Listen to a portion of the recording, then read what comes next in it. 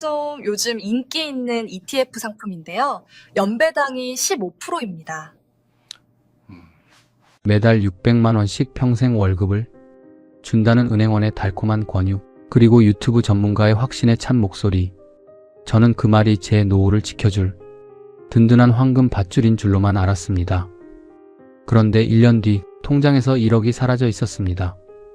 38년을 공장에서 버텨서 평생 모은 전재산 5억 원을 1년 만에 1억을 날린 사람입니다. 커버드콜 ETF, 연 배당률 15%, 매달 월급처럼 받는다는 그 상품. 오늘 제가 겪은 일을 그대로 말씀드리겠습니다. 혹시 지금 비슷한 걸 알아보고 계신다면 제발 이 영상 끝까지 봐주십시오. 사연 시작하기 전에 구독과 좋아요, 알림 설정 부탁드립니다. 여러분의 작은 손길이 영상을 만드는 데 큰 힘이 됩니다. 저는 박인수라고 합니다. 올해로 66입니다. 고향은 경북 안동이고 28배 상경에서 서울 구로동 공단 근처에 자리를 잡았습니다. 처음엔 조그만 부품 공장이었습니다. 면접도 아니었습니다. 그냥 공장 앞에서 기다리다가 내일부터 나와 한마디 듣고 시작한 일이었습니다. 기계 돌아가는 소리, 기름 냄새, 여름엔 찜통 같고 겨울엔 냉동창고 같던 그 공장. 그래도 악착같이 버텼습니다. 고향에 두고 온 부모님 생각, 언젠가는 번듯하게 살겠다는 생각으로 이를 악물고 버텼습니다. 30대엔 야근이 일상이었습니다. 퇴근하면 밤 11시, 자정이 넘는 날도 많았습니다. 그래도 그때는 몸이 버텨줬습니다. 젊었으니까요. 팀장이 된 40대엔 야근에 회식까지 더해졌습니다. 후배들 챙기고 위에 치이고 그 사이에서 밥도 제대로 못 먹은 날이 수두룩했습니다. 위장이 나빠진 게 그 무렵이었습니다. 병원에 가면 의사가 말했습니다. 스트레스 줄이세요. 스트레스를 어떻게 줄입니까? 그냥 버티는 거지. 50대가 되니 몸이 예전 같지 않다는 게 느껴졌습니다. 무릎이 아프기 시작했습니다. 계단을 오를 때마다 소리가 났습니다. 그래도 일을 놓을 수가 없었습니다. 아이들 학비가 남아 있었고 집 대출도 남아 있었으니까요. 이를 악물고 또 버텼습니다. 명절에 고향을 제대로 못 내려간 건 셀 수도 없습니다. 이번 추석엔 특근이에요. 죄송해요, 어머니. 전화 한 통으로 때운 명절이 몇 번인지 모릅니다. 어머니는 항상 말씀하셨습니다. 괜찮다, 몸이나 챙겨라. 그 말이 오히려 더 마음에 걸렸습니다. 아들 초등학교 운동회 딱 한 번 갔습니다. 그것도 오전만 보고 오후엔 공장으로 돌아왔습니다. 아들놈이 달리기에서 2등을 했는데 보지 못했습니다. 그날 저녁 아들이 물었습니다. 아빠, 나 2등 했는데 못 봤지? 저는 아무 말도 못했습니다. 그냥 머리만 한번 쓰다듬어 줬습니다. 지금도 그 표정이 눈에 밝힙니다. 딸아이 졸업식도 못 갔습니다. 아내 생일을 잊은 것도 한두 번이 아닙니다. 아내는 한 번도 크게 뭐라 하지 않았습니다. 그냥 혼자 감당했습니다. 그게 더 미안했습니다. 그렇게 38년이 흘렀습니다. 2023년 12월 저는 퇴직을 했습니다. 마지막 날 공장 문을 나서면서 뒤를 한번 돌아봤습니다. 38년을 다닌 곳인데 아무도 없었습니다. 조용했습니다. 그냥 문 닫고 나왔습니다. 집에 와서 퇴직금 통장을 열어봤습니다. 회사 퇴직금에 그동안 조금씩 모은 돈을 합쳐서 딱 5억 원이었습니다. 5억 원. 숫자를 한참 바라봤습니다. 38년이라는 세월이 이 숫자 하나로 남은 겁니다. 운동회 못 간 것, 명절 못 내려간 것, 아내 생일 잊은 것, 무릎이 망가진 것, 그 모든 것의 합산이 이 숫자였습니다. 아내 최순자가 옆에서 물었습니다. 얼마야? 5억. 아내가 한동안 말이 없었습니다. 그러다 조용히 말했습니다. 고생했어요. 저도 말이 없었습니다. 그냥 통장만 한참 들여다봤습니다. 눈물이 날 것 같았지만 참았습니다. 66 먹은 영감이 통장 보고 울 수는 없으니까요. 이게 내 인생이구나. 그리고 혼자 다짐했습니다. 이 돈만큼은 절대 잃으면 안 된다. 이게 나와 아내의 마지막 생명줄이다. 그 다짐이 얼마나 허무하게 무너지는지 그때는 꿈에도 몰랐습니다. 퇴직하고 첫 번째로 한 일은 은행에 가는 것이었습니다. 5억이라는 돈을 통장에 묵혀두고 있을 수는 없으니까요. 퇴직금이 통장에 들어온 날부터 괜히 불안했습니다. 이 돈을 어떻게 해야 하나? 그냥 두면 안 되는데 잠도 잘 못 잤습니다. 20년 넘게 다니던 동네 은행이었습니다. 창구 직원들 얼굴도 낯익고 지점장도 인사 나눈 사이였습니다. 적어도 여기서는 사기를 당하진 않겠다 싶었습니다. 담당 직원이 반갑게 맞아줬습니다. 고객님, 퇴직하셨어요? 축하드립니다. 저는 웃으며 말했습니다. 축하는 무슨, 이제 벌이가 없어지는 거지. 직원이 자리를 안내하며 말했습니다.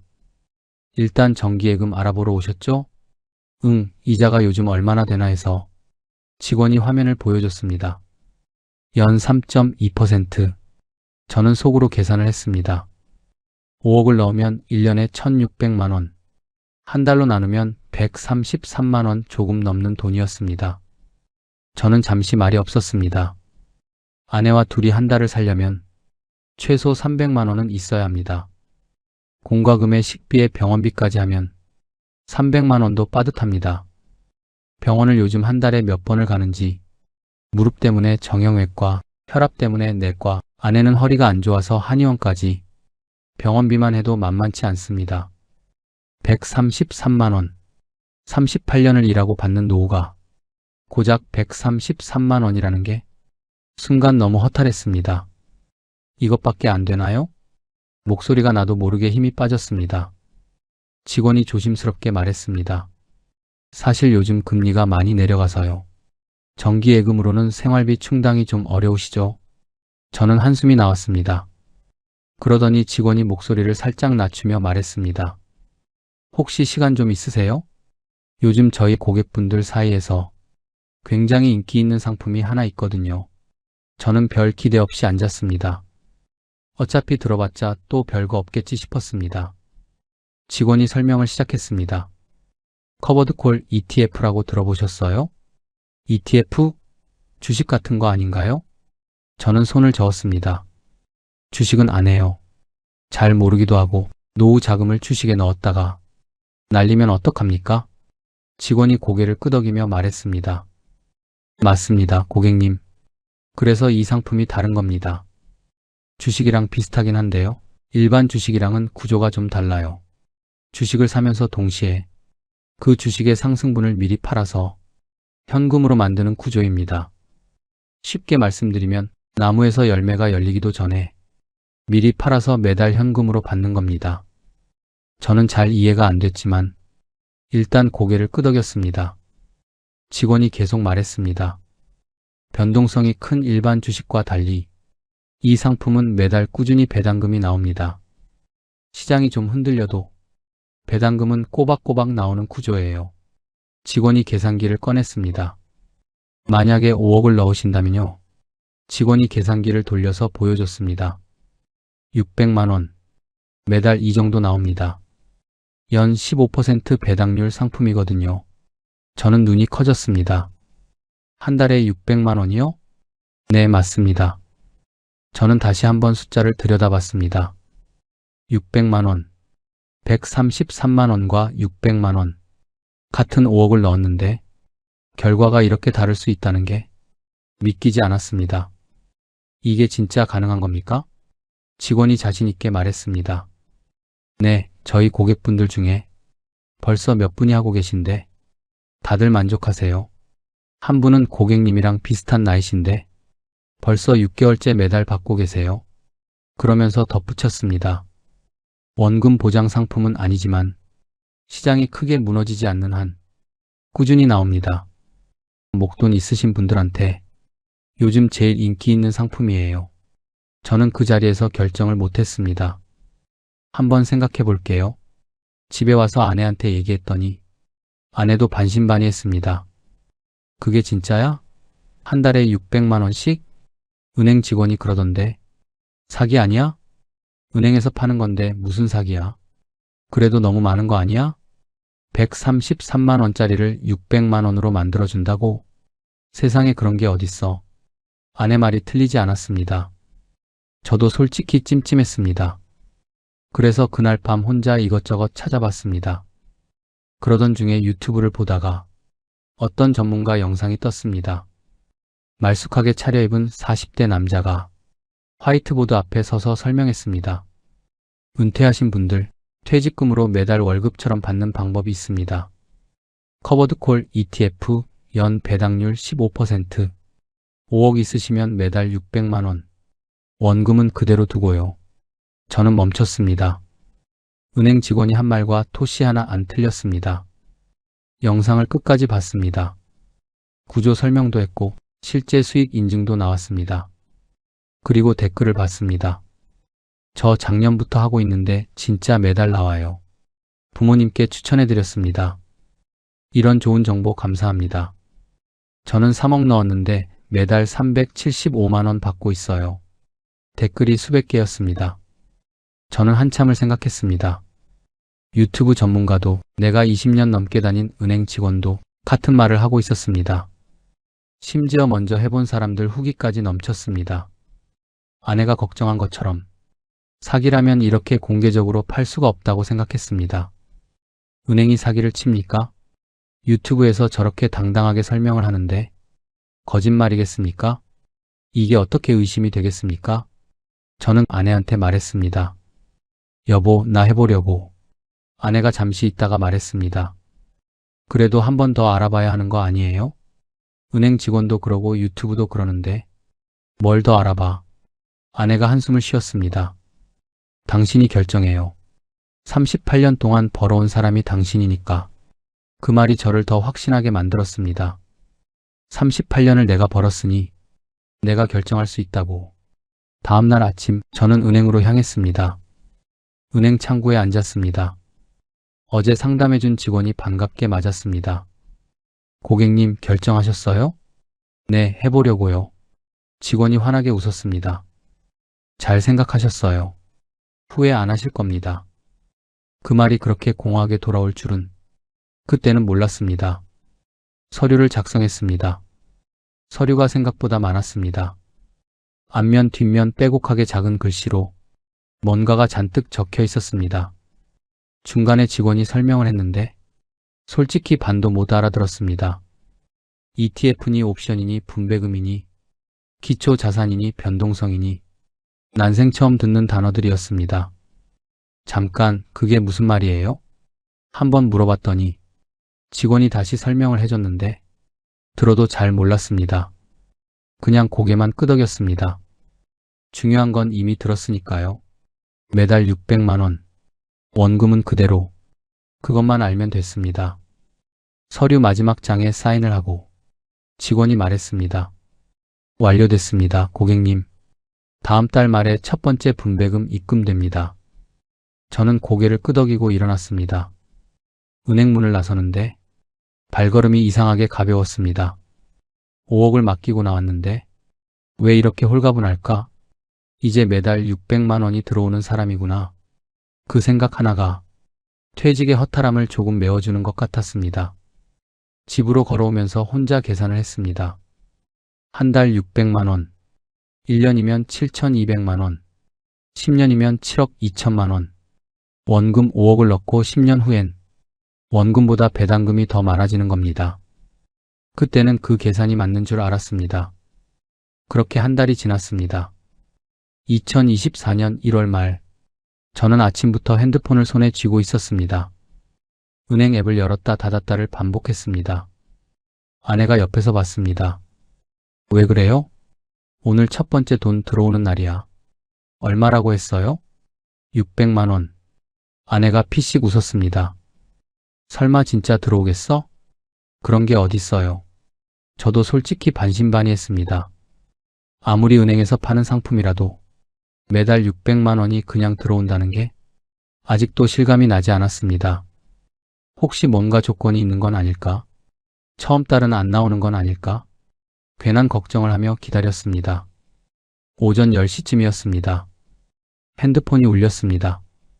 문자 알림이었습니다. 저는 천천히 화면을 눌렀습니다. 입금 600만 원. 손이 떨렸습니다. 진짜였습니다. 한참을 화면만 바라봤습니다. 숫자가 사라질까봐 눈을 깜빡이기도 싫었습니다. 아내한테 핸드폰을 내밀었습니다. 아내가 화면을 보더니 아무 말도 못했습니다. 잠시 후 제가 먼저 말했습니다. 여보, 나왔어. 진짜 나왔다고. 아내 눈이 촉촉해졌습니다. 진짜네. 저도 모르게 웃음이 나왔습니다. 퇴직하고 처음 웃는 것 같았습니다. 뭔가를 해냈다는 기분. 38년 동안 월급 날마다 느끼던 그 기분이 퇴직하고 나서 처음으로 다시 왔습니다. 그날 저녁 아내한테 말했습니다. 오늘 고기 먹으러 가자. 아내가 놀란 눈으로 봤습니다. 갑자기요? 매달 600만 원 들어오는데 한우 한 번 못 먹겠어? 아내가 소리내서 웃었습니다. 오랜만에 보는 얼굴이었습니다. 퇴직하고 나서 아내가 환하게 웃는 걸 처음 본 것 같았습니다. 아내도 내심 불안했던 거겠지요. 퇴직금 5억으로 노후를 버텨야 한다는 게. 우리 부부는 집 근처 한우집에 갔습니다. 등심 2인분을 시켰습니다. 오랜만에 오는 한우집이었습니다. 특근하고 돌아오는 길에 아내와 가끔 오던 곳인데 퇴직하고 나서는 처음이었습니다. 고기가 불판 위에서 익어가는 걸 보면서 아내가 말했습니다. 이렇게 먹어도 되는 거야? 당연하지. 매달 600만 원이 들어오는데 이 정도는 써야지. 아내가 고기 한 점을 집어 먹으면서 말했습니다. 맛있다. 저도 한 점 먹었습니다. 진짜 맛있었습니다. 돈 걱정 없이 먹는 고기는 맛이 다르더군요. 오랜만에 아내와 마주 앉아 천천히 밥을 먹었습니다. 서두를 이유가 없었습니다. 공장으로 돌아갈 필요도 없었습니다. 며칠 뒤엔 큰아들 집에 갔습니다. 손주 녀석이 뛰어나와 안겼습니다. 할아버지, 예전 같으면 빈손으로 왔을 겁니다.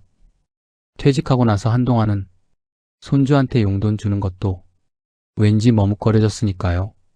그런데 그날은 달랐습니다. 저는 지갑에서 돈을 꺼냈습니다. 자, 용돈. 아들이 손사래를 쳤습니다. 아버지, 괜찮아요. 퇴직하셨는데 아껴야죠. 저는 손주 손에 돈을 쥐어주며 말했습니다. 아껴? 할아버지 지금 매달 월급 나온다. 걱정 마라. 아들이 눈을 동그랗게 떴습니다. 무슨 월급이요? 투자라는 걸 좀 했어. 매달 600만 원씩 나오더라고. 아들이 놀란 표정으로 말했습니다. 아버지 진짜요? 어떻게 하셨어요? 저는 어깨를 으쓱했습니다. 퇴직하고 나서 아들 앞에서 처음으로 어깨를 펼 수 있었습니다. 오랫동안 아들한테 용돈도 못 주고 뭔가를 해줄 처지가 못 된다는 생각에 늘 주눅이 들어 있었는데 그날만큼은 당당했습니다. 그날 집에 오는 길에 아내가 제 팔짱을 꼈습니다. 당신 잘했네요. 저는 웃으며 말했습니다. 진작할 걸 그랬어. 그 말이 이렇게 뼈아프게 돌아올 줄은 그때는 몰랐습니다. 2월에도 600만 원이 들어왔습니다. 3월에도 들어왔습니다. 통장에 찍히는 숫자를 볼 때마다 마음이 든든했습니다. 내가 해냈구나. 이제 아내한테 더 잘해줄 수 있겠구나. 노후 걱정 없다. 퇴직하던 날 그 허탈함이 조금씩 사라지는 것 같았습니다. 저는 그때 진심으로 생각했습니다. 이 상품을 소개해준 은행 직원에게 고맙다고 인사라도 해야겠다고. 그 직원 덕분에 내 노후가 이렇게 안정됐다고. 정말 그렇게 생각했습니다. 봄이 왔습니다. 벚꽃이 피고 날씨가 따뜻해졌습니다. 퇴직하고 처음 맞는 봄이었습니다. 예전 같으면 봄이 와도 몰랐습니다. 공장 안에서는 계절이 없었으니까요. 그런데 이제는 달랐습니다. 아침에 일어나서 아내와 동네 산책을 했습니다. 공원 벤치에 앉아 따뜻한 햇볕을 쬐었습니다.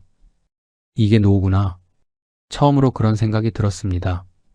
4월이 되면서 뉴스가 조금씩 시끄러워졌습니다. 저녁 뉴스를 틀면 앵커가 심각한 표정으로 말했습니다. 미국 연방준비제도가 금리를 동결하면서 국내 증시에도 영향을 미치고 있습니다. 반도체 업황 악화로 코스피가 2400선 아래로 내려갔습니다. 전문가들은 당분간 변동성이 클 것으로 전망하고 있습니다. 저는 뉴스를 들으면서도 크게 신경 쓰지 않았습니다. 주식 얘기는 항상 저러니까요. 오를 때도 저러고 내릴 때도 저러고. 아내가 먼저 걱정을 했습니다. 어느 날 저녁 아내가 뉴스를 보다가 말했습니다. 당신 주식이 많이 떨어진다는데 우리 돈 괜찮겠어요? 저는 손을 저었습니다. 걱정 마. 그래도 ETF라고 했잖아요. 주식이랑 비슷한 거 아니에요? 저는 핸드폰을 꺼내서 통장을 보여줬습니다. 봐봐, 이번 달도 600만 원 들어왔잖아. 아내가 화면을 들여다봤습니다. 들어오긴 했네. 그러니까 걱정 말라고. 주식이 오르든 내리든 우리 통장엔 꼬박꼬박 들어오잖아. 아내가 그래도 찜찜한 표정으로 말했습니다. 그래도 한번 확인해 보는 게 낫지 않아요? 뭘 확인해? 매달 잘 나오는데? 저는 핸드폰을 다시 집어넣었습니다. 그게 제 실수였습니다. 5월에도 뉴스는 계속 안 좋았습니다. 코스피가 더 떨어졌다는 얘기, 미국 나스닥도 흔들린다는 얘기, 전문가들이 하반기를 걱정한다는 얘기. 그런데 저는 그때마다 통장 잔고를 확인하며 안심했습니다. 5월에도 600만 원 들어왔네. 역시 이 상품은 다르구나. 주식이랑은 달라. 그렇게 스스로를 안심시켰습니다. 6월 어느 날이었습니다. 경로당에 갔더니 친구 김 씨가 주식 얘기를 했습니다. 야, 요즘 주식장이 엉망이야. 나 펀드 가입했다가 완전 쪽박 찼어. 옆에 있던 이 씨도 거들었습니다. 나도 작년에 주식했다가 반 날렸어. 요즘 같은 때는 그냥 은행에 넣어두는 게 최고야. 저는 속으로 생각했습니다. 나는 괜찮지. 매달 600만 원씩 들어오는데. 그 말을 하고 싶었지만 괜히 자랑 같아서 참았습니다. 집에 오는 길에 혼자 생각했습니다. 친구들은 주식했다가 손해봤는데 나는 매달 꼬박꼬박 받고 있으니 내가 잘 선택한 거지. 그 생각이 저를 더 방심하게 만들었습니다. 여름이 왔습니다. 7월, 8월 폭염이 기승을 부렸습니다. 뉴스에서는 연일 증시 하락 소식이 나왔습니다. 그런데 저는 에어컨 바람 아래서 아내와 수박을 먹으며 핸드폰 통장 알림만 확인했습니다. 7월에도 600만 원, 8월에도 600만 원. 창밖은 폭염이었지만 우리 집안은 시원했습니다. 저는 그때 이런 생각을 했습니다. 세상이 어떻게 돌아가든 내 통장에 매달 600만 원만 들어오면 그게 노후 아닌가.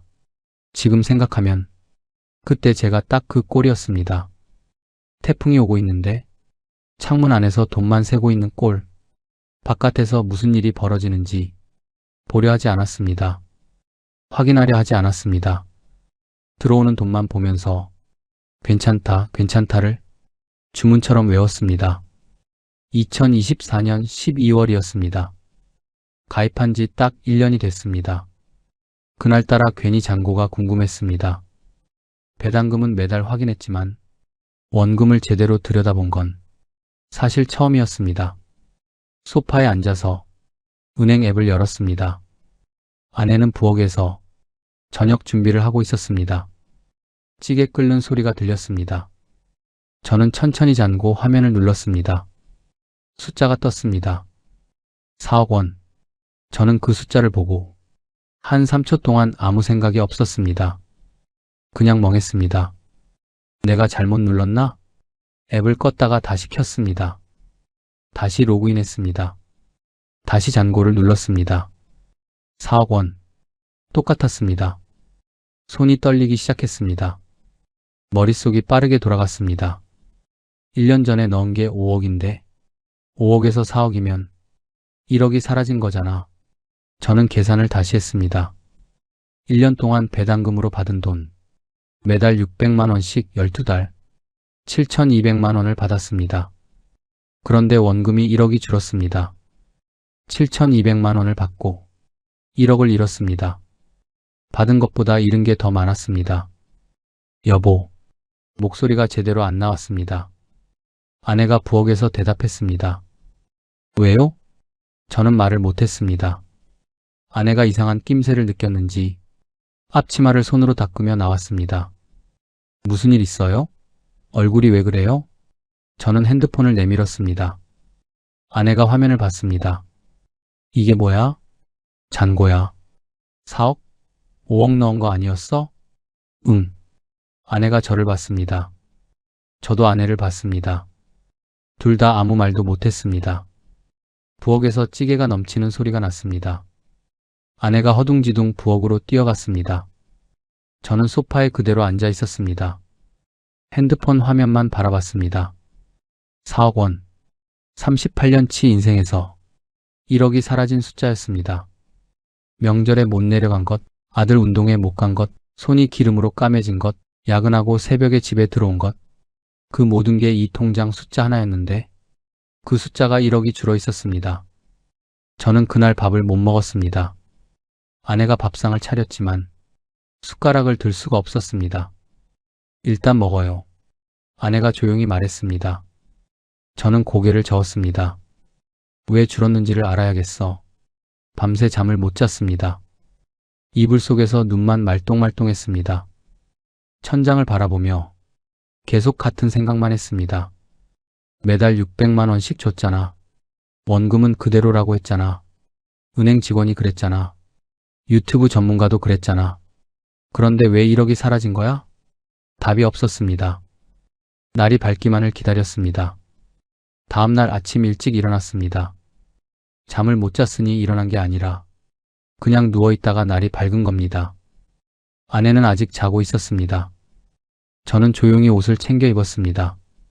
세수를 하면서 거울을 봤습니다. 눈이 벌겋게 충혈돼 있었습니다.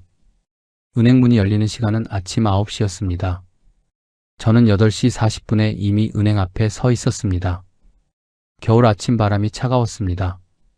두 손을 주머니에 찌르고 유리문 너머 직원들이 준비하는 걸 멍하니 바라봤습니다. 저 안에서 나한테 이 상품 팔았는데 대체 어떻게 된 건지 설명을 들어야겠다. 9시가 되자 문이 열렸습니다. 저는 제일 먼저 들어갔습니다. 번호표를 뽑고 자리에 앉았습니다. 그런데 두리번거려도 저한테 상품을 소개해준 그 직원이 보이지 않았습니다. 창구 직원에게 물었습니다. 여기 박 대리 없나요? 작년에 저한테 ETF 상품 가입시켜준 분인데 직원이 잠시 머뭇거렸습니다.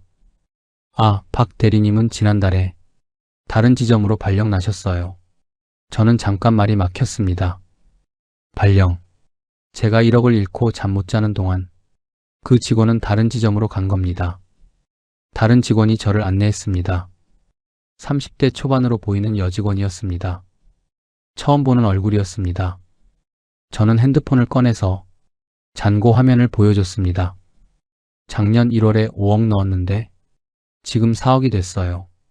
이게 어떻게 된 건지 설명해 줄 수 있어요? 직원이 화면을 보더니 컴퓨터로 뭔가를 조회했습니다. 잠시 침묵이 흘렀습니다. 직원이 입을 열었습니다. 가입하신 상품이 커버드콜 ETF 맞으시죠? 그렇죠. 이 상품은 시장 상황에 따라서 ETF 가격 자체가 오르내립니다. 작년 하반기에 코스피가 많이 내려갔잖아요. 그 영향으로 자산 가치가 하락한 겁니다. 저는 미간을 찌푸렸습니다. 그러면 배당금은 왜 준 거예요? 1년 동안 매달 600만 원씩 줬잖아요. 직원이 조심스럽게 말했습니다. 배당금은 드렸습니다. 그런데 배당금을 드리는 것과 원금이 보존되는 건 별개입니다. 주가가 떨어지면 원금도 같이 떨어집니다. 저는 잠시 멍하니 앉아 있었습니다. 그러면 내가 받은 600만 원이 내 원금에서 나온 거예요? 직원이 대답했습니다. 꼭 그렇다고만은 할 수 없지만 시장이 하락하는 상황에서는 결과적으로 그렇게 볼 수 있습니다. 결과적으로 그 말이 귀에 꽂혔습니다. 결과적으로 그때 제 머릿속에 갑자기 한 장면이 떠올랐습니다. 어릴 때 고향 안동에 감나무가 한 그루 있었습니다. 할아버지가 심은 나무였습니다. 가을이 되면 빨간 감이 주렁주렁 열렸고 온 동네 사람들이 따 먹었습니다. 그 나무는 해마다 감을 줬습니다. 뿌리가 살아있으니까요. 그런데 지금 내 상황은 달랐습니다. 나무는 죽어가고 있는데 열매만 따먹고 있었던 겁니다. 아니, 열매를 주는 척하면서 사실은 뿌리를 조금씩 잘라서 그걸 열매라고 건네준 겁니다. 저는 직원에게 다시 물었습니다. 처음에 저한테 상품 소개할 때 원금은 그대로라고 했잖아요. 직원이 말했습니다. 원금 보장 상품이 아니라는 설명은 가입 서류에 명시되어 있습니다. 서류에요? 네, 가입하실 때 서명하신 서류에 원금 손실 가능성이 적혀 있습니다. 저는 할 말이 없었습니다. 사인을 했습니다. 분명히 했습니다. 뭔가를 잔뜩 적어 놓은 서류에 저는 그냥 사인을 했습니다. 직원이 설명을 하긴 했는데 반도 못 알아들었습니다. 그냥 매달 600만 원만 들렸습니다. 저는 한참 만에 입을 열었습니다. 커버드 콜이 정확히 어떤 건지 지금이라도 설명해 줄 수 있어요? 직원이 차분하게 설명했습니다. 커버드 콜은 주식을 사면서 동시에 그 주식이 일정 가격 이상 오를 권리를 미리 파는 겁니다. 그 권리를 팔아서 받는 돈이 배당금 재원이 됩니다. 그러면 주가가 오르면 주가가 올라도 그 상승분은 이미 팔아버렸으니까 고객님 몫이 아닙니다. 주가가 내리면요? 하락은 그대로 다 맞습니다. 저는 그 말을 듣고 가슴이 철렁 내려앉았습니다. 오르면 내 것이 아니고 내리면 고스란히 내가 맞는다. 배당금을 주는 척하면서 사실은 오를 기회를 팔아버리고 내릴 위험은 온전히 내가 짊어지는 구조. 그게 커버드 콜이었습니다. 저는 20년 넘게 다닌 은행을 그날 처음으로 원망했습니다.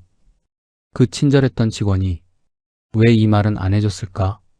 오를 때 내 것이 아니라는 말, 내릴 때 내가 다 맞는다는 말, 그 말 한마디만 해줬어도 저는 사인을 안 했을 겁니다. 은행 문을 나서는데 겨울바람이 아침보다 더 차가웠습니다. 발걸음이 무거웠습니다. 버스 정류장 벤치에 앉았습니다. 한참을 그냥 앉아 있었습니다. 지나가는 사람들이 보였습니다. 다들 바쁘게 걸어가고 있었습니다. 저만 멈춰 있었습니다. 내가 너무 몰랐구나. 그냥 숫자만 봤구나. 600만 원이라는 숫자만. 집에 돌아오니 아내가 기다리고 있었습니다. 뭐래요? 저는 소파에 털썩 앉았습니다. 한참 있다가 말했습니다. 주가가 떨어지면 원금도 같이 떨어지는 구조래. 내가 받은 600만 원은 사실 내 돈을 나눠받은 거나 다름없대. 아내가 아무 말도 못했습니다. 저도 더 말하지 않았습니다. 창밖을 바라봤습니다. 겨울 하늘이 잿빛이었습니다. 집에 돌아온 그날 오후 저는 방 안에 혼자 앉아 있었습니다. 아내는 말없이 차 한 잔을 갖다 놓고 조용히 나갔습니다. 저는 그 차를 앞에 두고 한참을 생각했습니다. 그래도 아직 4억이 있다. 배당금도 7,200만 원 받았다.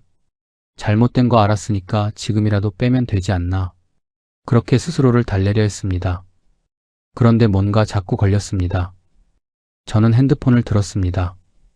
아까 은행 직원이 한 말이 머릿속에 맴돌았습니다. 원금이 줄면 배당금도 줄어듭니다. 그 말이 자꾸 마음에 걸렸습니다. 저는 계산기를 열었습니다. 처음에는 단순하게 생각했습니다. 5억에 15%니까 월 600만 원. 그런데 지금은 원금이 4억입니다. 4억에 15%를 계산했습니다. 연 6천만 원. 12로 나눴습니다. 500만 원. 멈칫했습니다. 600만 원이 500만 원으로 줄었습니다. 한 달에 100만 원이 줄어드는 겁니다. 그런데 거기서 끝이 아니었습니다. 4억에서 500만 원씩 받는데 주가가 또 내려가면 어떻게 될까? 원금이 3억 5천만 원이 되면 3억 5천만 원에 15%, 연 5,250만 원, 월 437만 원. 저는 계속 계산을 했습니다. 원금 3억이면 월 375만 원, 원금 2억 5천만 원이면 월 312만 원, 원금 2억이면 월 250만 원. 숫자가 작아질수록 손이 점점 떨렸습니다. 그리고 그 순간 깨달았습니다. 이건 그냥 손해가 아니었습니다. 한 번 잃고 끝나는 게 아니었습니다. 원금이 줄면 배당금이 줄고, 배당금이 줄면 생활비가 부족해지고, 생활비가 부족해지면 원금을 또 건드리게 됩니다. 원금을 건드리면 다음 달 배당금이 또 줄고 그러면 또 원금을 건드려야 하고 끝이 없는 악순환이었습니다. 바닥이 없는 구멍이었습니다. 저는 계산기를 내려놓고 천장을 바라봤습니다. 어릴 때 읽은 이야기가 떠올랐습니다. 굶주린 짐승이 먹을 게 없어서 자기 꼬리를 베어 먹는 이야기. 처음엔 배가 불렀습니다. 그런데 시간이 지날수록 몸이 작아졌습니다. 결국엔 아무것도 남지 않았습니다. 제가 딱 그 꼴이었습니다. 매달 600만 원을 받으면서 배가 부른 줄 알았는데 사실은 제 살을 베어 먹고 있었던 겁니다. 저는 다시 계산기를 들었습니다. 이번엔 다른 계산을 했습니다. 지금 이 상태로 계속 가면 원금이 언제 바닥나는지, 물론 배당금만으로 생활이 가능하다면 원금을 건드리지 않아도 됩니다. 그런데 원금이 계속 줄어드는 상황에서 배당금도 계속 줄어들면 언젠가는 생활비가 배당금보다 많아지는 날이 옵니다. 그날부터는 원금을 직접 꺼내 써야 합니다. 그러면 속도가 더 빨라집니다. 아내가 문을 열고 들어왔습니다. 저녁 먹어요. 저는 계산기 화면을 보여줬습니다. 여보, 이거 봐봐. 아내가 화면을 들여다봤습니다. 이게 뭐야? 원금이 줄면 배당금도 줄어. 배당금이 줄면 우리 생활비가 부족해지고 부족하면 원금을 또 꺼내 써야 해. 꺼내 쓰면 배당금이 또 줄고. 아내가 한동안 말이 없었습니다. 그러면 어떻게 되는 거야? 저는 천천히 말했습니다. 결국엔 다 없어지는 거야. 아내 얼굴이 굳었습니다. 그날 밤 아내가 조용히 물었습니다. 지금 당장 빼면 안 돼요? 저는 한숨을 쉬었습니다. 빼긴 빼야지. 그런데 지금 빼도 4억이야. 1억은 이미 사라진 거고. 1억이. 아내가 말을 잇지 못했습니다. 저도 더 말하지 않았습니다. 1억이라는 돈이 어떤 돈인지 우리 부부는 너무 잘 알았습니다. 제가 공장에서 특근을 얼마나 해야 1억을 모을 수 있는지, 아내가 반찬 가게 아르바이트를 하면서 얼마나 발이 부르트면 1억을 모을 수 있는지, 그 돈이 1년 만에 통장에서 조용히 사라진 겁니다.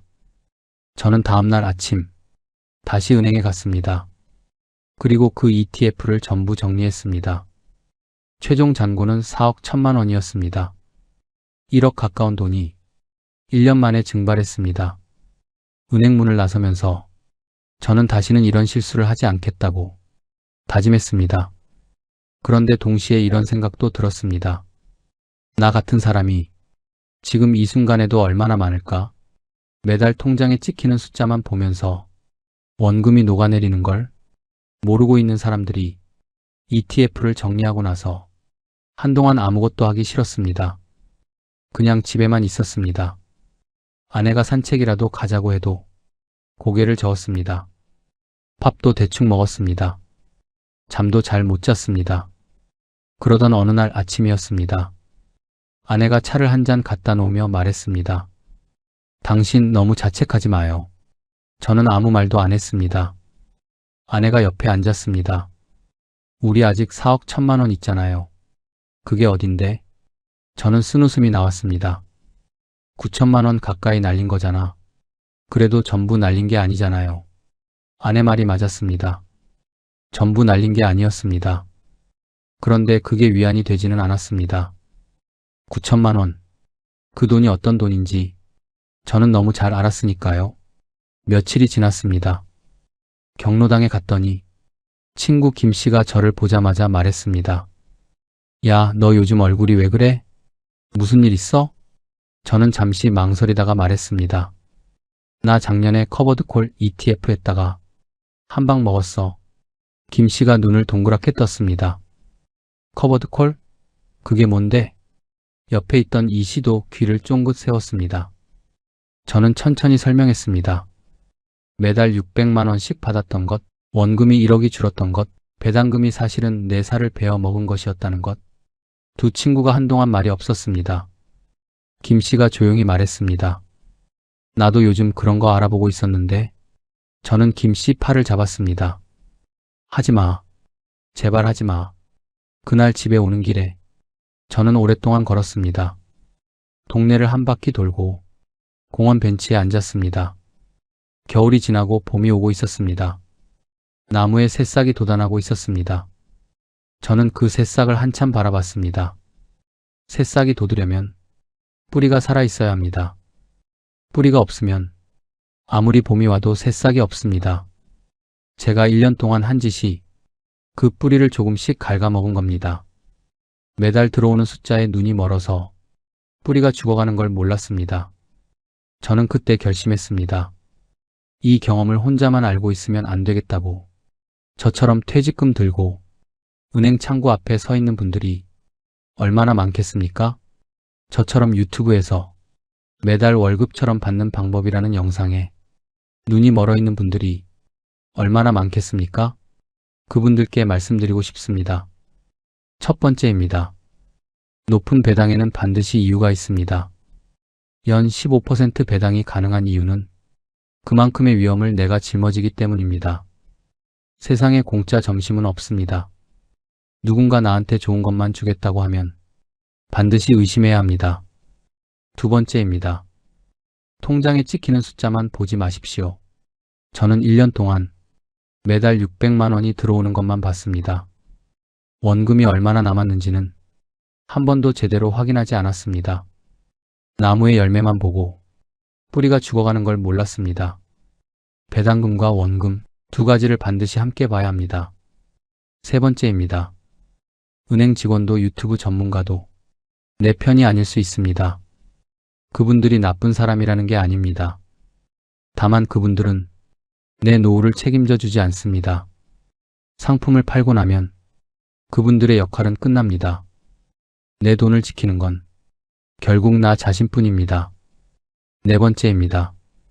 노후에는 많이 버는 것보다 잃지 않는 것이 먼저입니다. 젊을 때는 잃어도 다시 벌 수 있습니다. 그런데 예순이 넘으면 다릅니다. 잃으면 다시 벌 시간이 없습니다.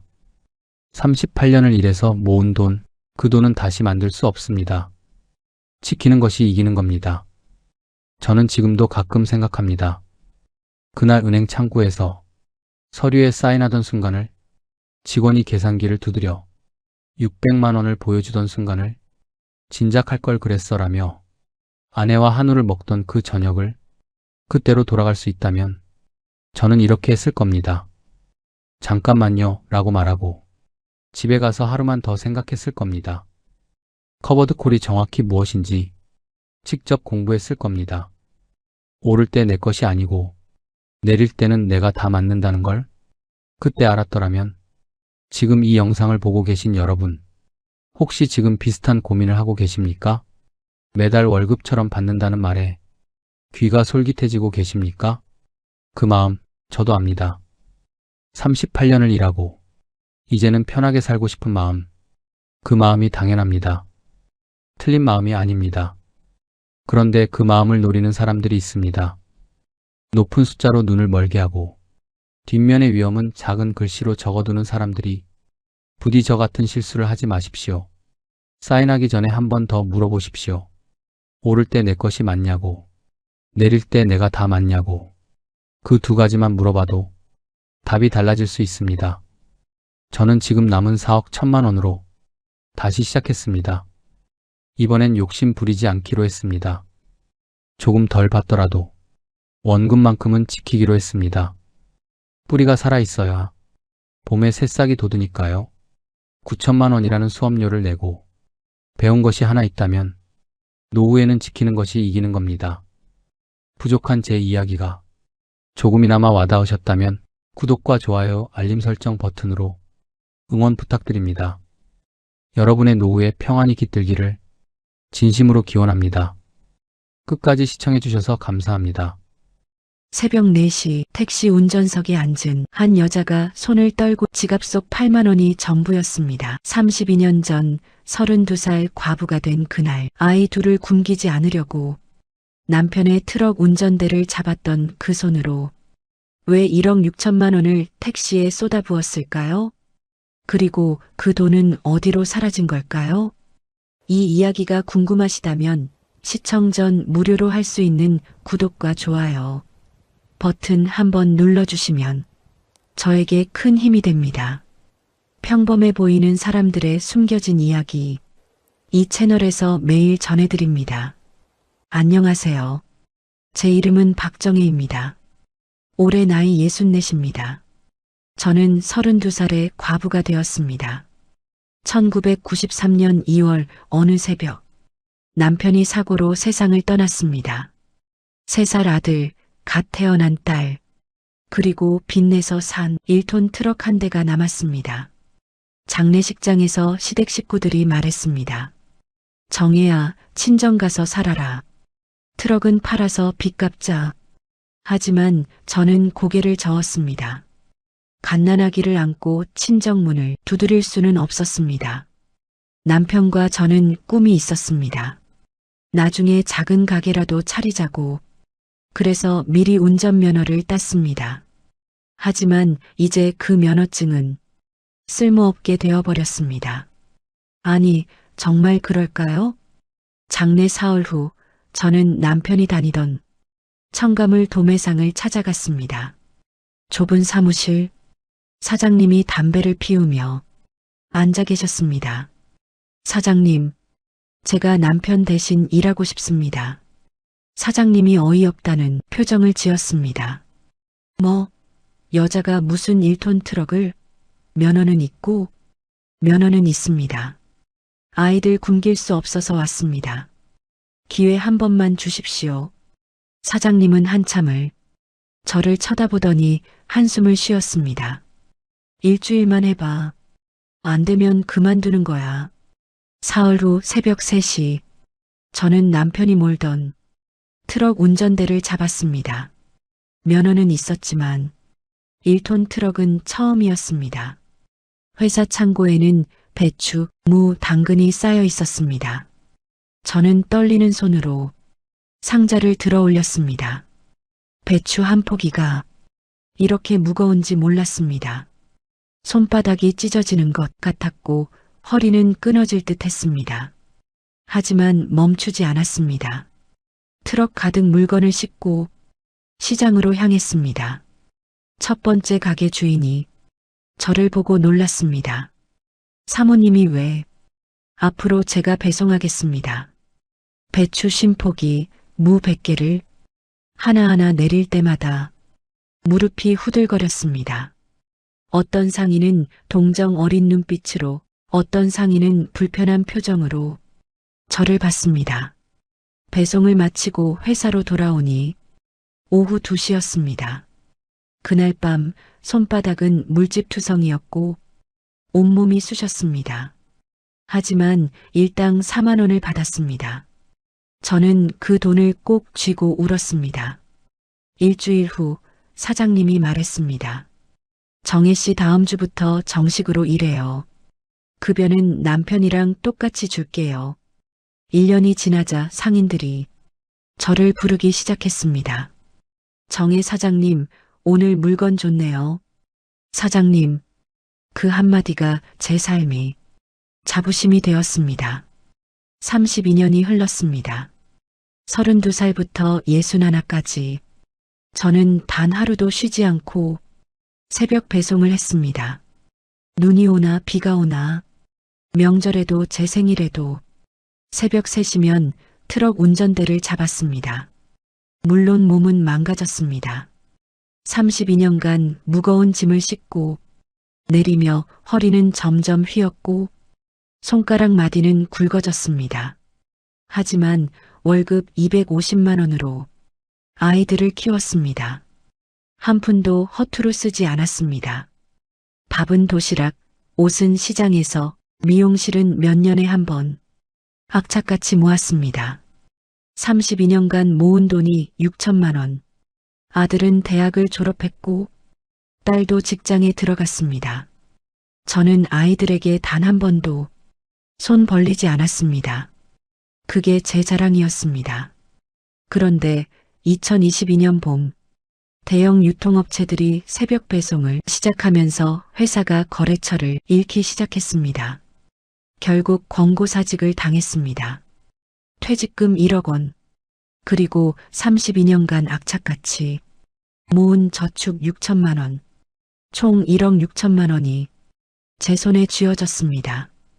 61의 나이에 일자리는 없었습니다. 32년 경력이 무슨 소용입니까? 이 나이에 여성 기사를 쓰는 곳은 어디에도 없었습니다.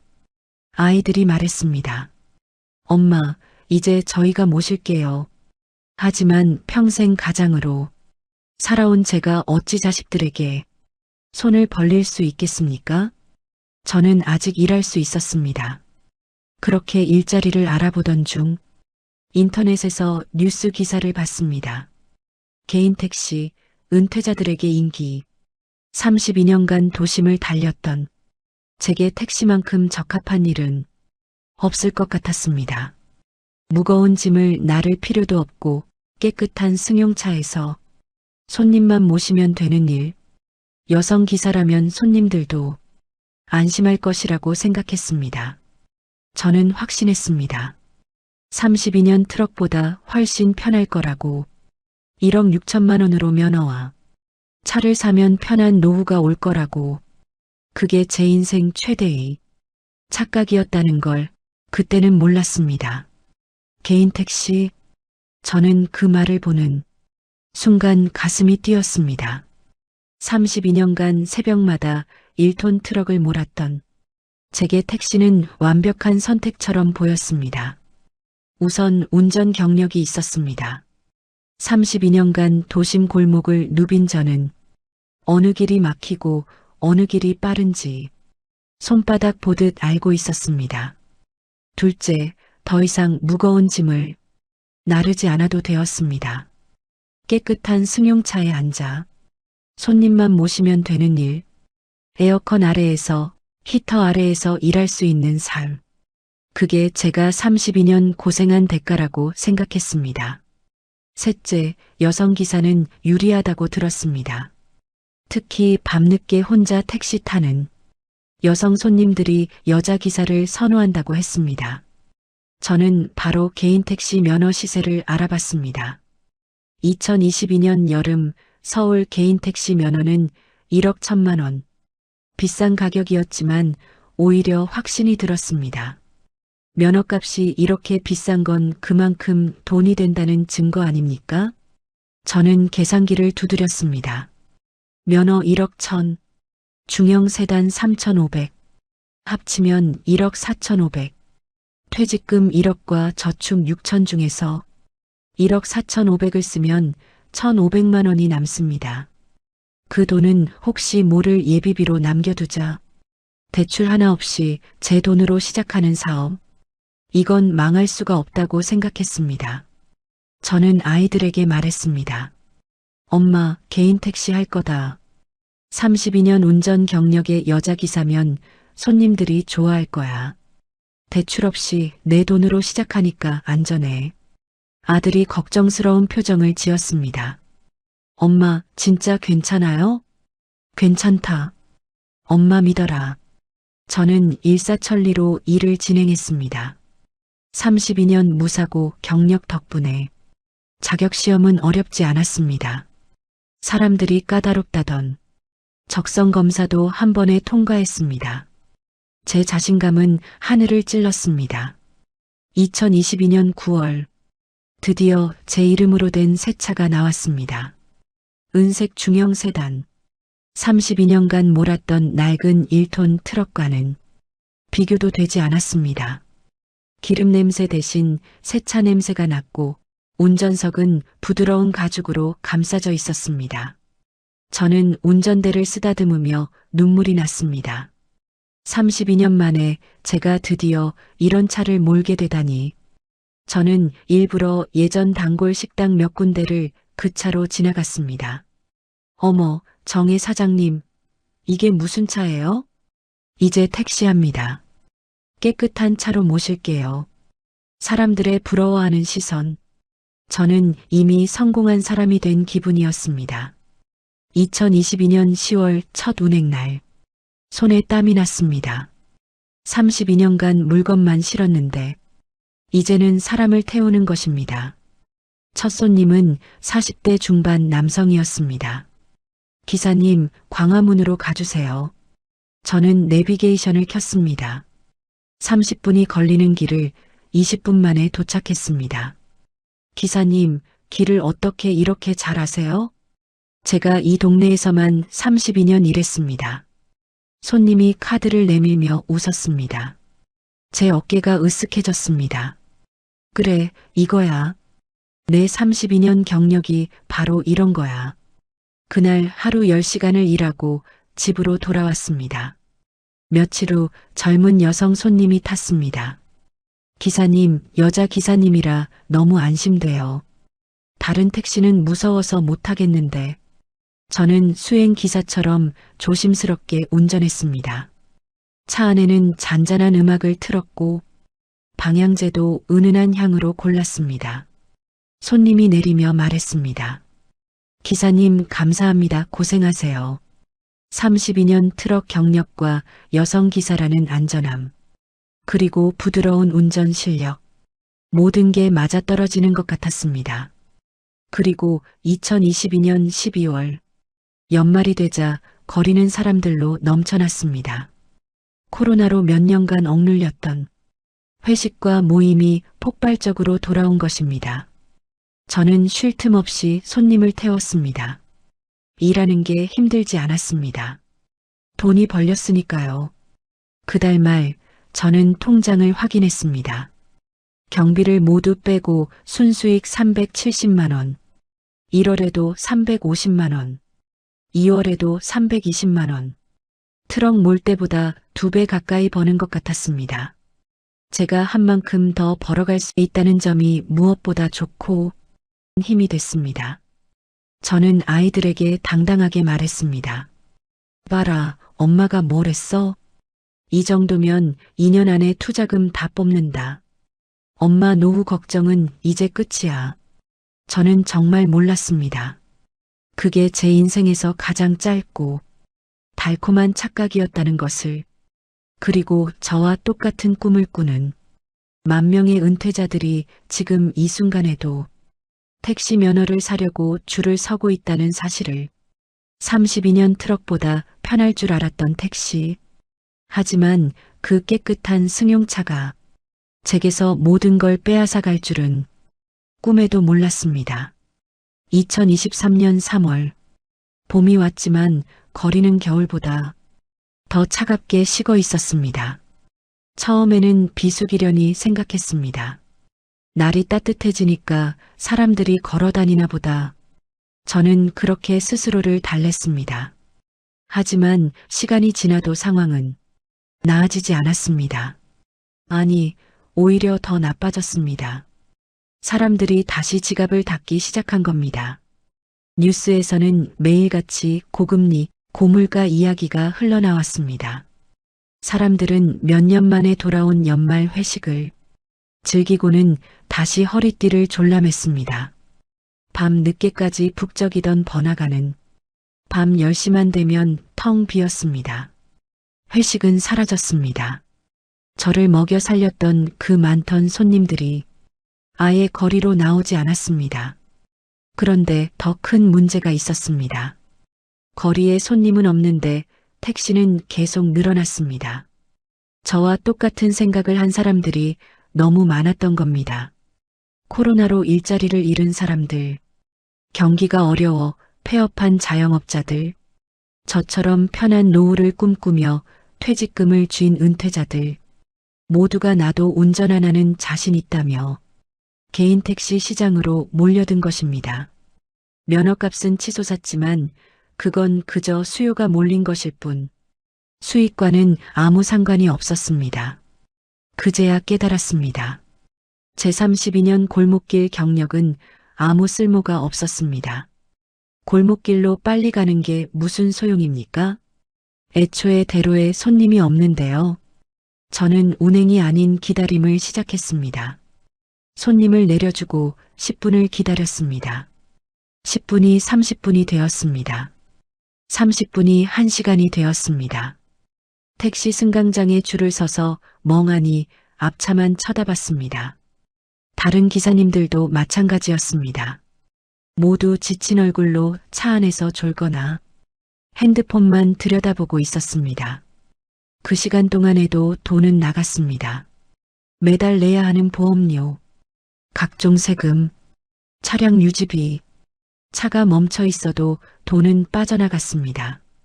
3월 순수익은 250만 원으로 떨어졌습니다. 4월은 220만 원, 5월은 180만 원. 저는 그때 처음으로 불안해지기 시작했습니다.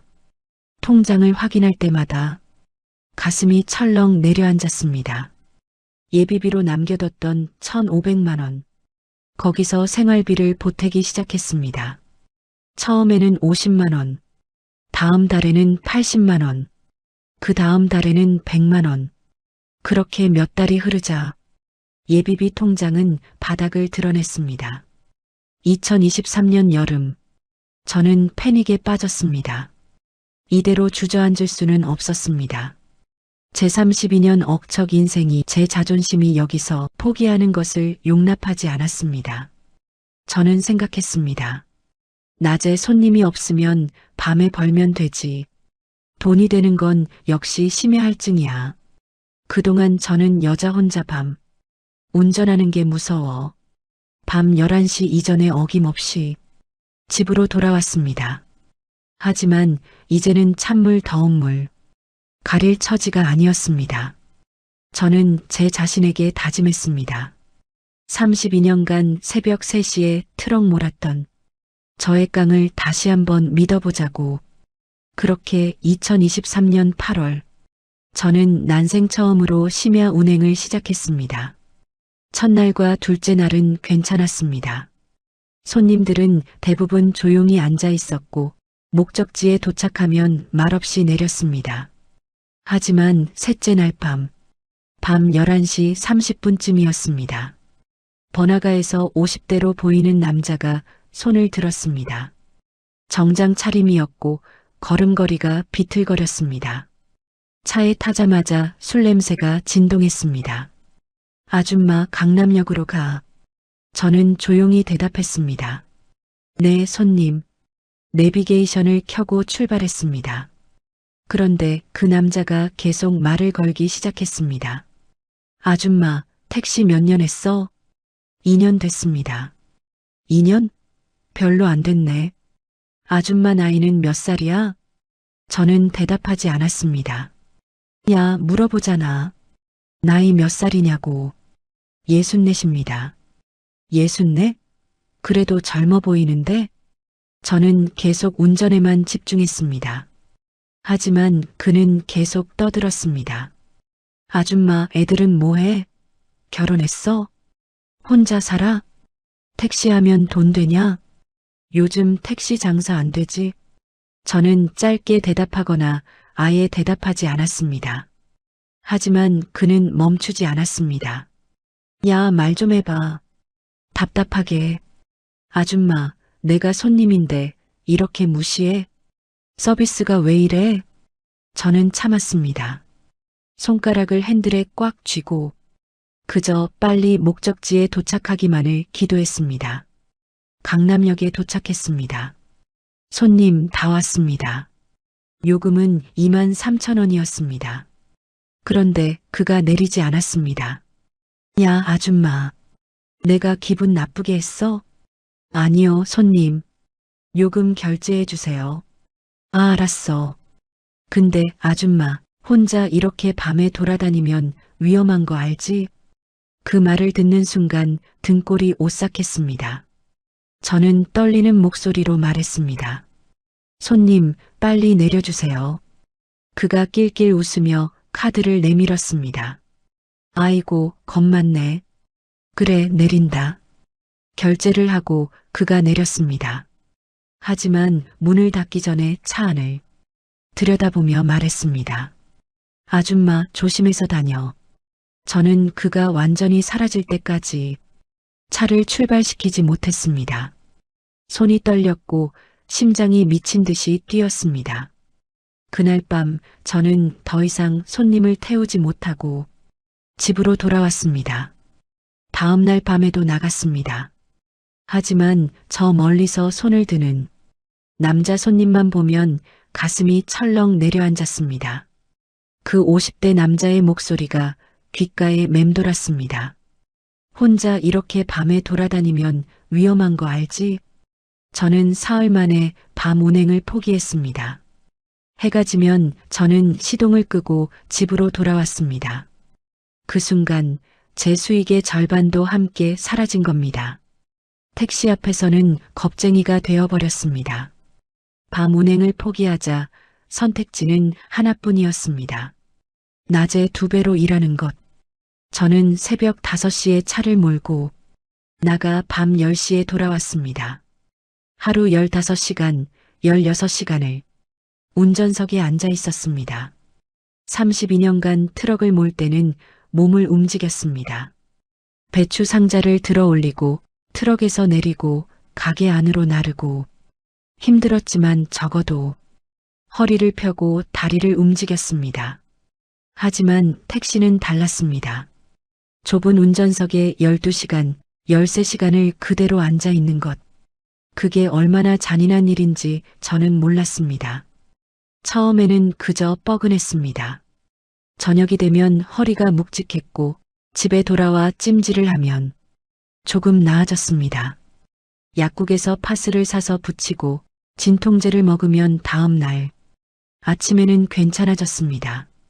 하지만 1달, 2달이 지나자 통증이 점점 깊어졌습니다.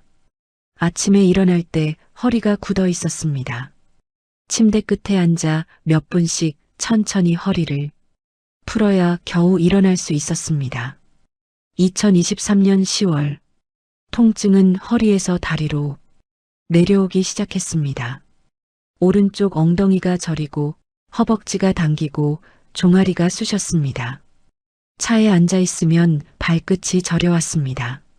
저는 손님이 없을 때마다 차 밖으로 나와 허리를 폈습니다. 승강장에서 다른 기사님들도 모두 차 밖에서 스트레칭을 하고 있었습니다. 60대 초반으로 보이는 남자 기사님이 허리를 주무르며 말했습니다. 사장님도 허리 아프세요? 네, 요즘 좀. 저도요. 택시 시작하고 나서 더 심해졌어요. 트럭 몰 때는 이 정도는 아니었는데 그 기사님도 저처럼 화물차를 몰다가 택시로 온 경우였습니다. 앉아만 있으니까 더 안 좋은가 봐요. 맞아요. 움직이는 게 나은데 말이죠. 우리는 쓸쓸하게 웃었습니다. 11월이 되자 통증은 일상이 되었습니다. 아침에 세수할 때 허리를 숙이면 다리가 저렸습니다. 양말을 신을 때도 허리가 아파 의자에 앉아야 했습니다. 운전석에 앉으면 30분 만에 엉덩이가 저리기 시작했습니다. 1시간이 지나면 오른쪽 다리 전체가 묵직해졌습니다. 2시간이 지나면 발가락 끝 감각이 둔해졌습니다. 저는 진통제를 하루에 4알, 5알씩 먹기 시작했습니다. 약사가 걱정스러운 얼굴로 말했습니다. 어르신, 이렇게 먹으시면 위장도 나빠져요. 병원 가보세요. 조금만 더 버텨볼게요. 병원에 가면 수술하라고 할 게 뻔했습니다. 수술하면 몇 달은 일을 못합니다. 그동안 벌이는 어떻게 합니까? 저는 그저 약으로 버텼습니다. 12월 초, 연말이었지만 작년과는 달랐습니다. 손님은 여전히 없었고 하루 종일 승강장에 앉아 기다리는 시간만 길었습니다. 어느 날 저녁이었습니다. 손님을 강서구까지 모시고 돌아오는 길이었습니다. 집까지 30분 정도 남았을 때였습니다. 갑자기 허리에서 뭔가 뚝 하는 소리가 났습니다. 그리고 다음 순간 오른쪽 다리 전체가 마비된 것처럼 감각이 사라졌습니다. 저는 황급히 차를 길가에 세웠습니다. 온몸에 식은땀이 흘렀습니다. 허리에서 다리로 전기가 흐르는 것 같은 통증이 밀려왔다가 사라졌다가를 반복했습니다. 저는 핸들을 붙잡고 10분 넘게 그대로 앉아 있었습니다. 움직일 수가 없었습니다. 겨우 정신을 차리고 천천히 다시 운전해서 집으로 돌아왔습니다. 집 앞 골목에 차를 세웠습니다. 하지만 차에서 내릴 수가 없었습니다. 몸을 일으키려고 하면 허리가 꼼짝도 하지 않았습니다. 저는 그대로 30분을 운전석에 앉아 있었습니다. 결국 아들에게 전화했습니다.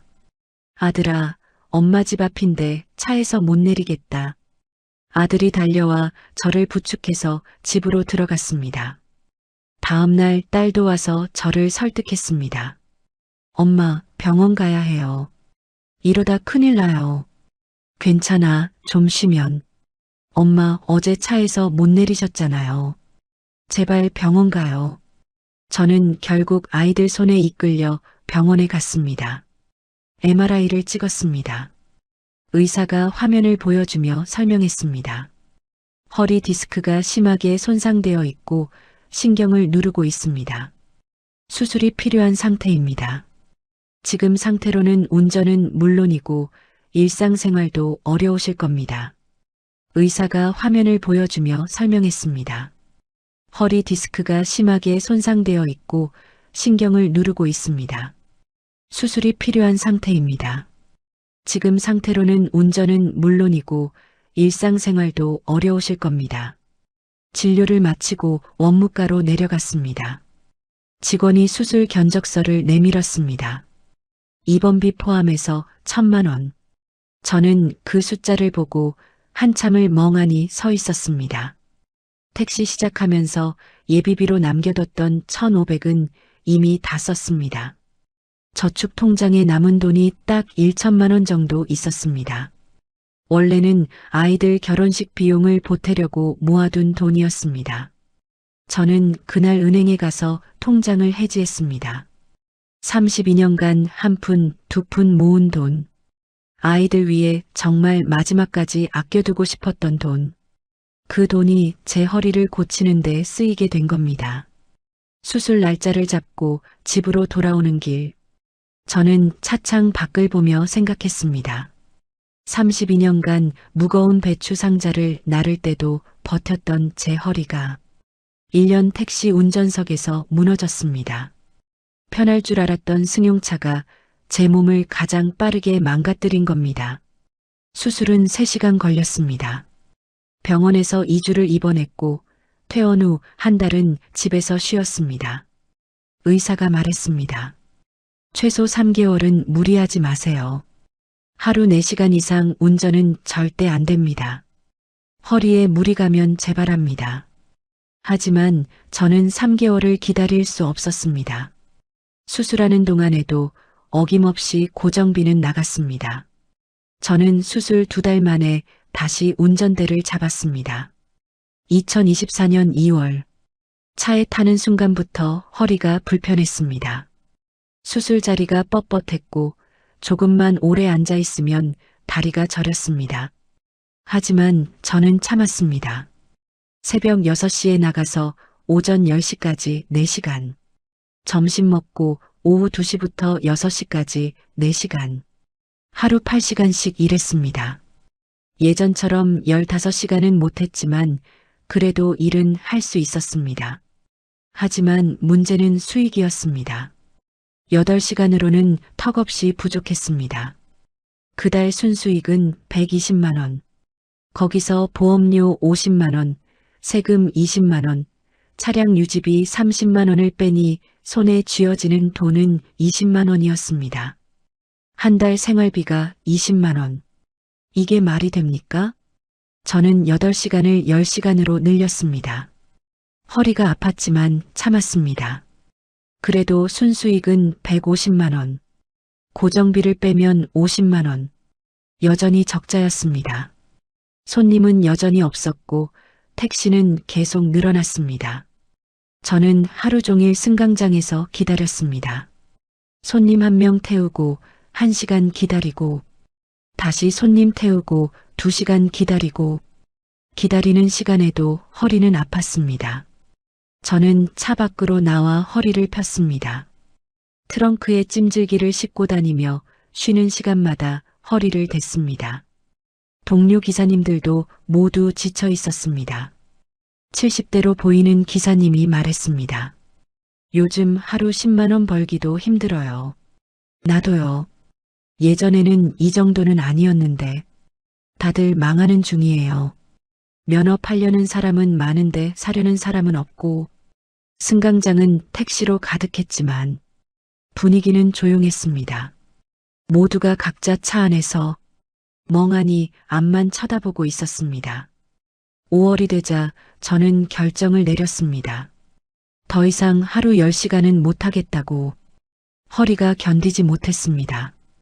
의사 말대로 하루 4시간, 많아야 5시간만 일하기로 했습니다. 그게 제 한계였습니다. 그달 순수익은 80만 원. 고정비를 빼면 마이너스였습니다. 통장에서 돈을 꺼내 부족한 생활비를 채웠습니다. 매달 통장에서 돈이 빠져나갔습니다. 저는 계산해 봤습니다. 퇴직금 1억, 저축 6천, 합쳐서 1억 6천. 면허와 차에 1억 4,500 쓰고 예비비 1,500 다 쓰고 수술비로 1천 쓰고 이제 남은 게 없었습니다. 아니, 빚은 없지만 버는 돈보다 나가는 돈이 더 많았습니다.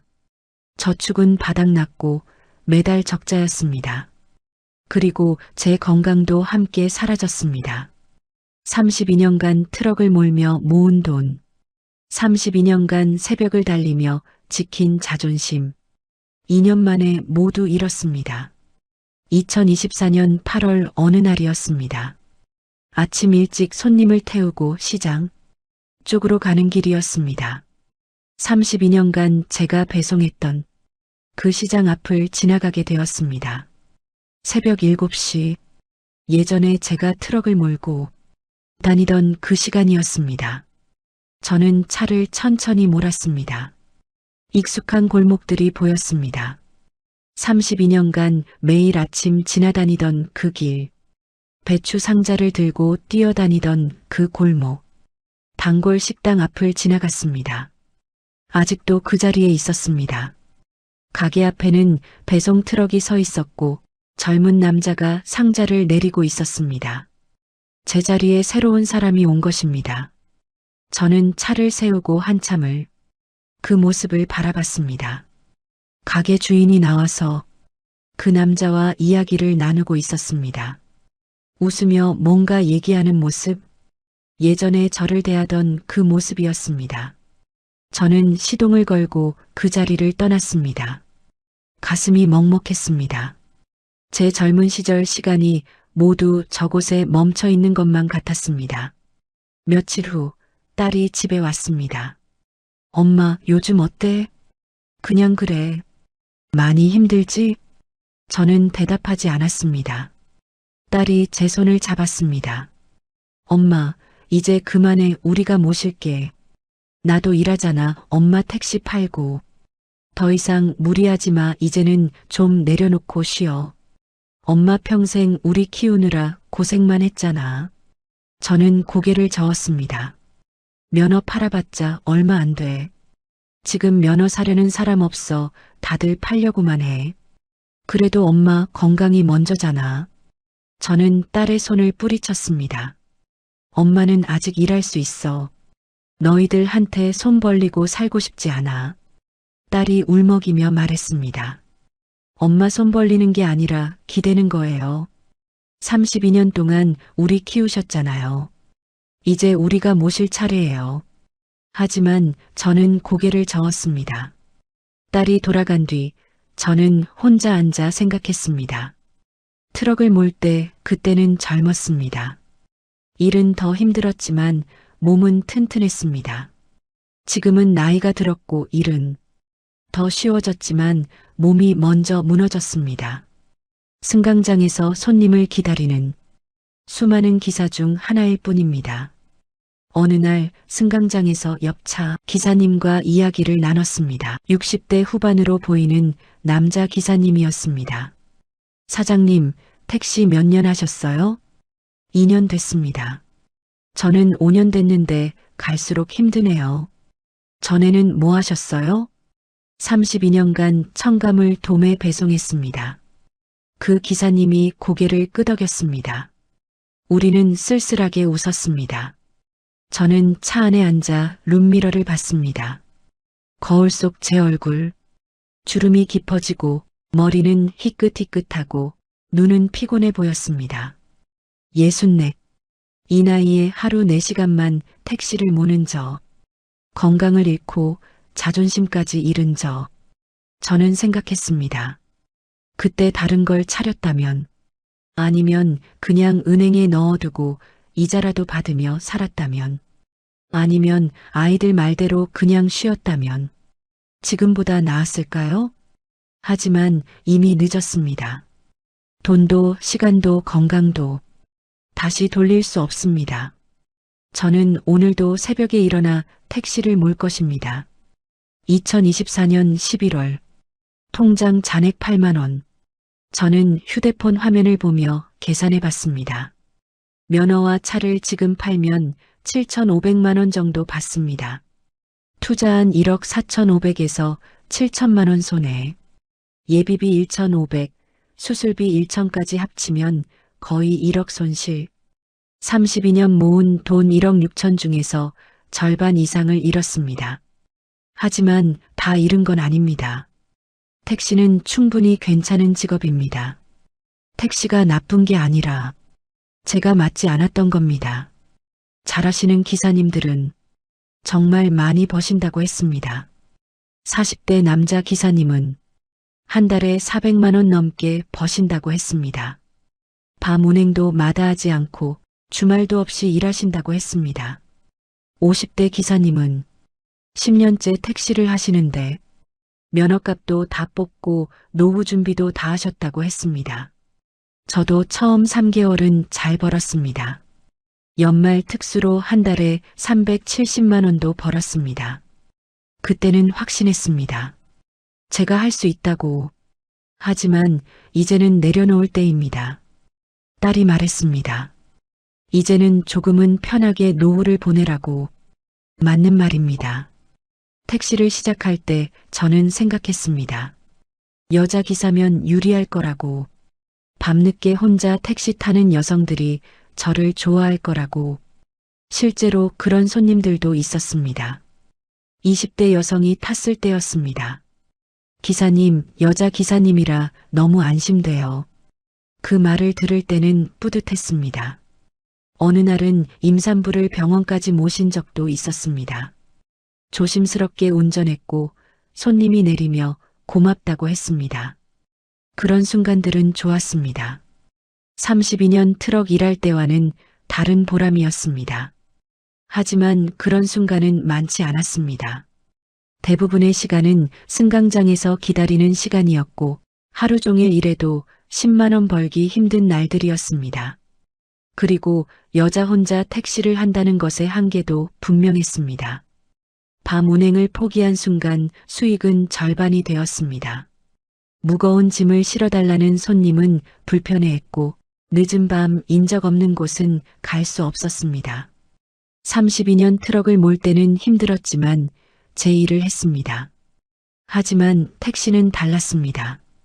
손님을 대하고 손님의 기분을 맞추고 손님이 원하는 걸 해드려야 했습니다.